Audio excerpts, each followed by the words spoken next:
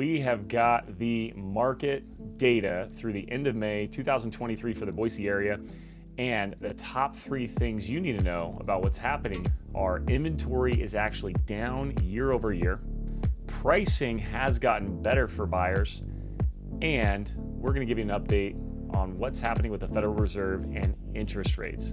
So if you're interested in that, watch the rest of this video.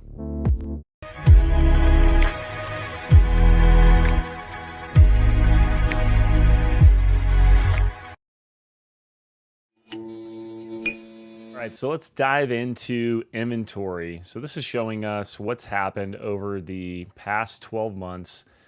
We've got active listings in the red line graph here.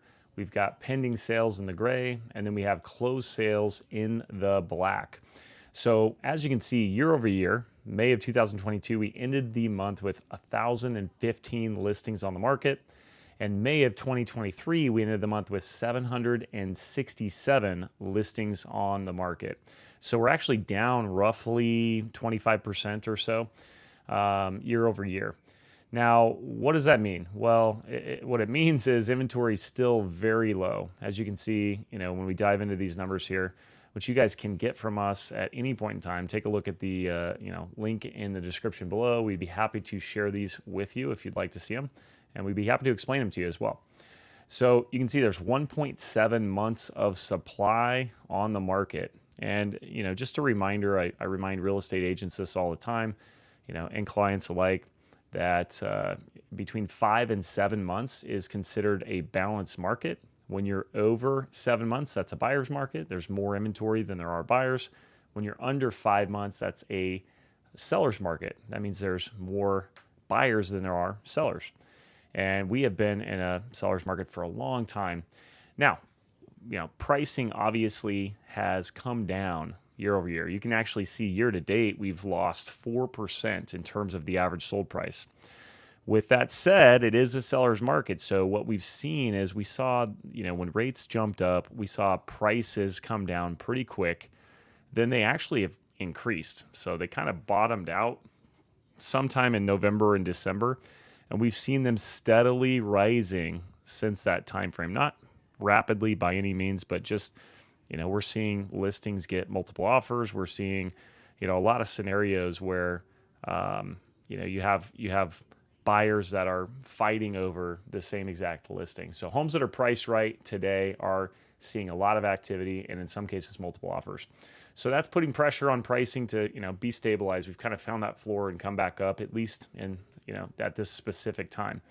So let's take a look at interest rates, because we talked about the Fed and they've made some decisions with interest rates.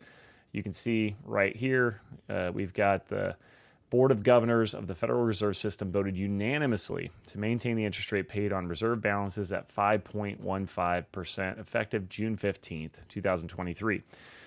Well, for the last 15 months, the Federal Reserve has been increasing the amount that the Federal Reserve charges banks to borrow money, the secured overnight funding rate. Well, that takes time, but it trickles through the economy. Essentially, the cost of money goes up, and it has been going up for 15 months in a row. In fact, it's gone up faster in a shorter period of time than it ever has in the history of the Federal Reserve. So what does that mean for everyone? Well, the fact that they've stopped raising rates, even short term, is a very, very, very good thing. We're starting to see a little bit of relief in mortgage rates, and it's only a matter of time before, if the economy continues to go the way it's going in terms of the inflation data. They look at the consumer price index, which was basically saying 4% inflation year over year, which is very, very much improved compared to the double digits we had in some months. And this time a year ago was essentially like 9%. So that's why we saw them raising rates so fast. They wanted to make money less abundant in the economy, so they make it more expensive, so people borrow less. And then, of course, inflation can hopefully calm down. Well, that seems to be happening. Now, I'm not an expert on this by any means. I'm just bringing it to your attention because it absolutely affects your ability to buy and sell homes. So I want to make sure it's very, very clear to you. If you're interested in learning more about how City of Trees Real Estate can help you buy or sell real estate or even invest, we'd love to help you out. Be sure to reach out to your favorite City Trees agent. And if you don't have one, then you owe it to yourself to interview one of our awesome agents. They can get you taken care of.